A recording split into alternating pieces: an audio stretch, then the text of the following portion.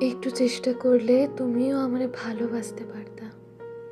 যে পরিমাণ অবহেলা করো, যে অবহেলায় আমারে বাধ্য করেছে দূরে সরায় রাখতে, সেই অবহেলার সিকি ভাগও যদি আমারে চাইতা, তবে আমার নামেও একটা প্রেম লেখা হইত, একটা সাজানো সংসার হইত।